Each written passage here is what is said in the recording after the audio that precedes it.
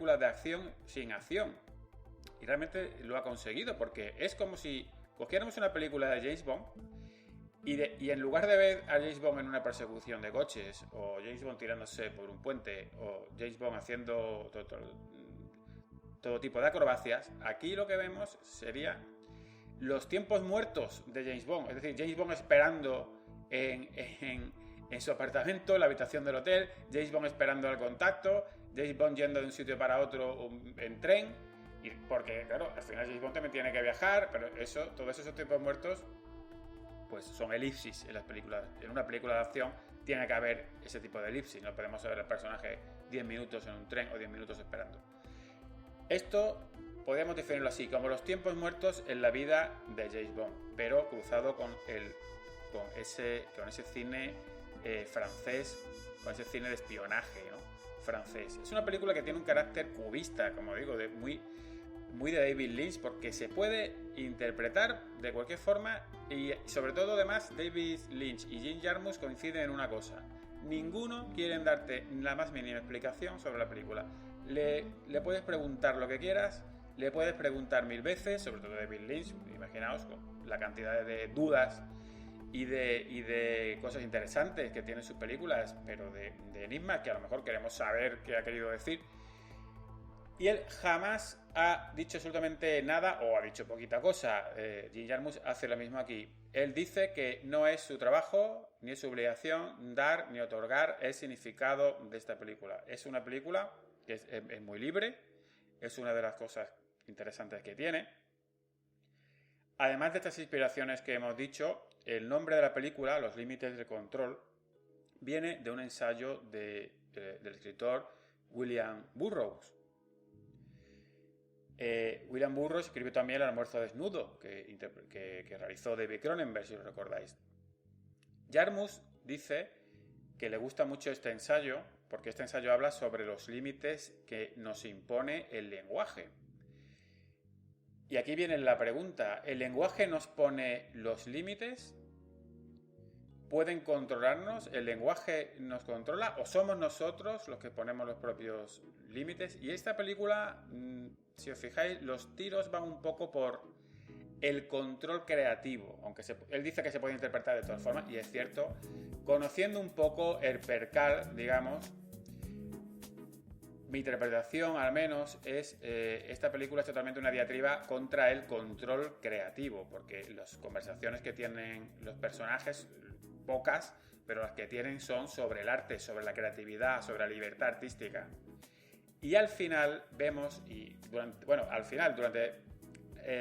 durante la película vemos unos extraños hombres de negro, vemos unos helicópteros que acechan, que eso lo podemos interpretar como el control. Luego al final, no es spoiler, porque realmente eso no importa en la película. Al final, cuando mata al malo, o al jefe, o al supuesto malo, el hombre solitario lo mata con una cuerda, o lo estrangula con una cuerda de guitarra, lo cual es muy significativo. Es decir, la creatividad ha matado el control. La creatividad ha matado el control artístico. Ha matado, a lo mejor, si lo queréis, el mainstream o el cine de los estudios. ¿Se puede interpretar de otra forma? Por supuesto, podemos decir que ese control, que esos hombres de negro, que esos malos que están al final en un búnker, además interpretado por Bill Murray, ese jefe, esos hombres de negro que están atrincherados en un búnker, pues podemos interpretarlo como el sistema, si queréis, y esos agentes y esos contactos que hablan sobre arte y hablan sobre cine y hablan sobre música, pues pueden ser los que se oponen al sistema o se oponen al control del sistema. Se puede interpretar, pero como digo, yo conociendo un poco la obra de Jim Jarmusch, pues yo me tiro a la piscina y digo que las cosas van por ahí. En cualquier caso, es una historia minimalista, es abstracta, es un manifiesto, insisto, a favor de la libertad creativa. Como en otras muchas de sus películas, pues se centra, como digo, en los tiempos muertos, en los pequeños detalles, en cosas que en otra película se quedarían en la sala de montaje, se quedarían fuera. Es una película metafórica, es una película simbólica. Lo bonito de la película, que en principio puede costar entrar, es que se puede interpretar a muchos niveles, pero en cualquier caso es un manifiesto contra el encorsetamiento de la imaginación, el encorsetamiento del arte. Hay que entrar un poco en la película, hay que entrar un poco en el universo de Jim Jarmusch, pero lo mejor es dejarse llevar. La fotografía es muy hipnótica, las imágenes son muy bonitas. Es una de las películas más bonitas visualmente, en mi opinión, de Jarmusch, que ha ido como puliendo cada vez más sus películas. Tiene cada plano perfectamente construido y perfectamente constituido.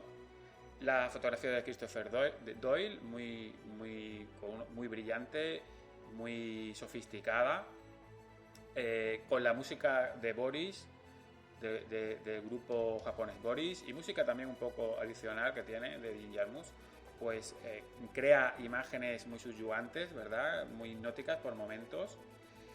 Y es una película que yo os invito a que la veáis. Es una mezcla muy curiosa, una mezcla que parte de ese ensayo literario de Burroughs sobre la palabra como instrumento para el control, pero que luego se va a Jean-Pierre Melville, que se va a Quemarropa de John Boorman, que se va a David Lynch, que tiene ese reparto espectacular, que tiene ese final con esa elipsis donde no te da ninguna explicación, donde simplemente el protagonista dice que ha usado su imaginación y que a la vez con esta declaración de intenciones lo que hace es invitar al espectador a que use su imaginación, a que intente interpretar cómo ha sucedido esto. No te dan nada mascado, una cosa que se echa de menos sobre todo en el cine más comercial. No te da absolutamente nada mascado, exige un esfuerzo por parte del espectador. Pero yo os insto a que le deis una oportunidad a esta más que estupenda película, una rareza dentro de Jim Jarmusch, que ya es decir, dentro de las muchas rarezas que tiene este interesantísimo cineasta, que es Los límites del control.